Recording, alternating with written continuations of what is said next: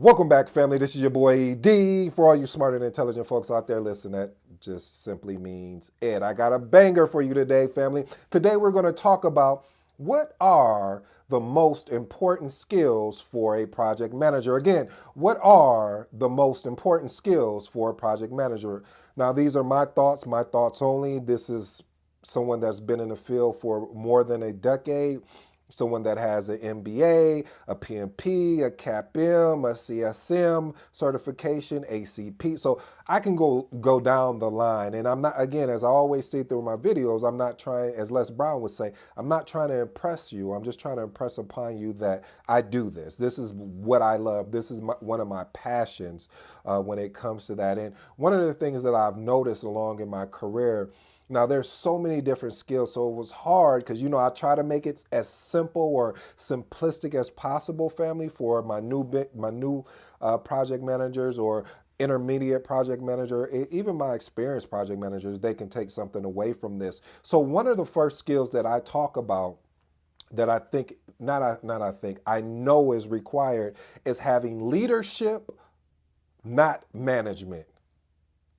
I'll pause for a moment. That's when I hit you with one of these. No, seriously though, family.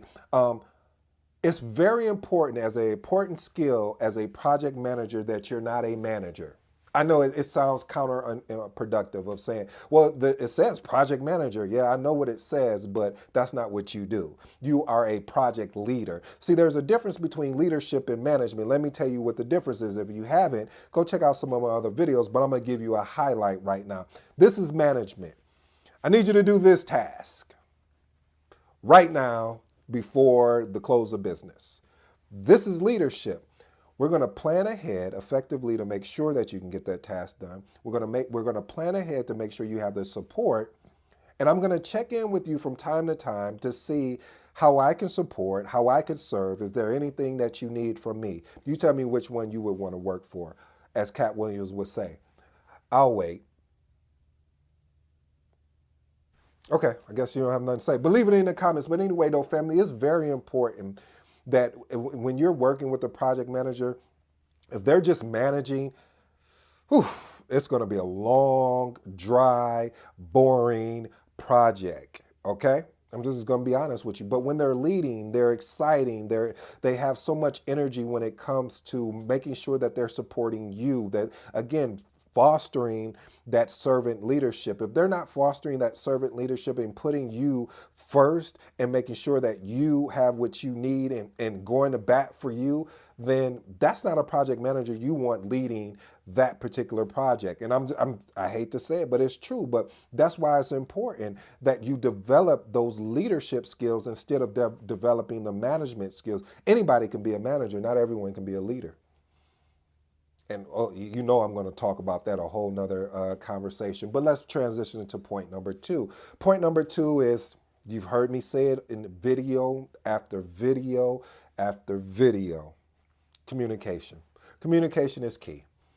I don't care wherever you go, you need to have not just effective, which is awesome, having effective communication, but you need to be able to speak to your avatar. Okay, no, maybe that's too high level. You need to be able to speak to your audience that you're relating the information to. I heard Russell Brunson talk about it when he was talking about, building funnels and how he got excited, and then he started going into all the and it was another book. I forgot her name. Is If Your Product Is So Good, How Come It's Not Selling? I think it's something like that. But check out that book. It's like almost like a networking book. But she talked about in that book about techno babble, and what I noticed, like, you can tell the difference in project managers is where they start doing that techno babble, and that techno babble will be like, well, yeah, so looking at the project schedule, and I'm wondering to make sure that we can crash and fast track, and we can just start blowing out all of this terminology within project management, and people are like, what does that mean?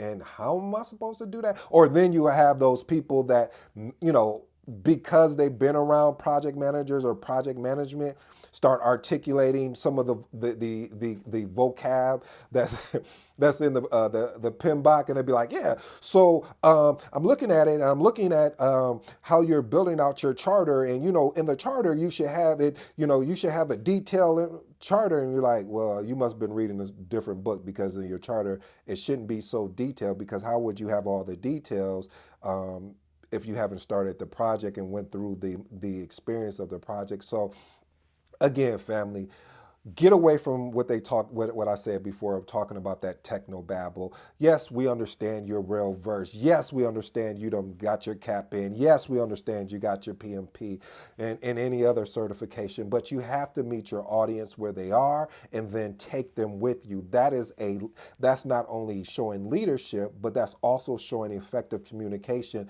by meeting your audience with where they're at as far as understanding your communication styles, because there are different styles. Some people like to communicate via email a lot, which I hate.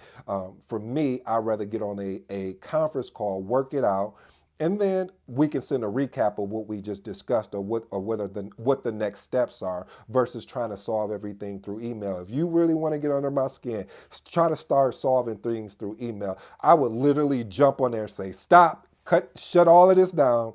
We need a call right now. If it's not that important, then we can wait till the next project meeting, because what you'll notice is, because it's easier, it's simple. And we don't do simple and easy here. We set the bar. We're hoping to hit perfection, but we know we're going to land on being exceptional, and that right there is what we're striving for. So family, when you're communicating, find a communication style that meets your audience. Point number 3, negotiation. We talking about negotiation? Yeah, negotiation, family. See, negotiation, a lot of people wouldn't even thought about putting that as a project management skill, but it is a game changer as well. I know I'm sorry, game changer. But no, but seriously though, it is, family. And let me tell you why I believe it's a game changer. It's a game changer because a lot of times you're going to have to negotiate for resources. You're going to have to negotiate for financial resources, for personal resources, and being able to have that. One of my favorite books, I think it's called Never Split the Difference by Chris Voss. Really great book. I actually read the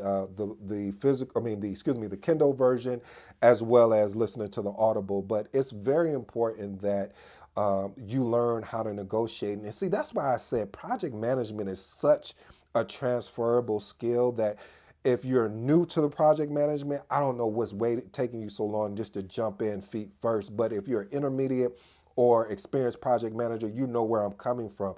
Because it's a lot of times you have to negotiate when resources are thin, or sometimes you have to negotiate like, I don't want this person on my project, and let me give you the reason why. Can I switch them out with someone else?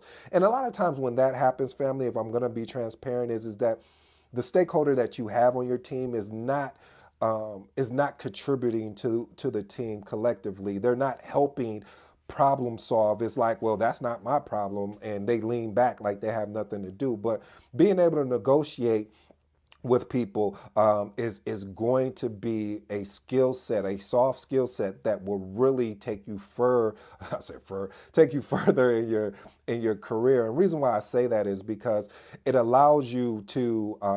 It's been many a times where I've had to negotiate to get someone on a call. Like, hey, listen, man, if I can get you on a call, all I need is 5 minutes of your time. And once I get them on the call for 5 minutes, I'm giving you guys my secrets. So if this happens to me, if someone from my team watches, they're gonna be like, oh, that's what you do to me. Yeah, this is what I do to you. I'll say, hey, you think I can get 10 minutes of your time or 5 minutes of your time? And they'd be like, sure. So we're on this call right now. I just need you to jump on for 5 or 10 minutes. Once I get you on the call, once I get you hooked in, I got you. And what do you mean I got you? The reason why I say I got you is because if this conversation is about you, which it is, because I wouldn't have reached out for you, you're gonna want to be intertwined into what we're talking about. And because of that, 5 minutes are gonna go by, 10 minutes are gonna go by, 15 minutes are gonna go by, 30 minutes are gonna go by. And you're gonna be like, oh man, I've been on this call for 30 minutes. I thought you only needed 5 or 10 minutes. I did, but the conversation got so good. And that's what normally happens, family, is that when you're negotiating like that, that can happen to you where you need to pull somebody on a call and you really may only need 5 or 10 minutes, but the conversation starts getting good. You start solving things, you start fixing things, and then you realize, wait a minute, I did need this person longer, and I'm glad that they stayed. But the key thing is when you do that, family, don't abuse it, okay? When you are bringing people into the call or you are negotiating for resources, don't abuse it, because there you have a power that you may not even realize that you have, that people are being receptive and responsive to you. And so you want to make sure you are treating them with care. You're just as willing as they are to jump on a call at any moment and do the same thing you're asking of them. Never ask something of someone else that you're not willing to do as a project manager. This is your boy ED. I hope you enjoyed today's show. Until next time, family.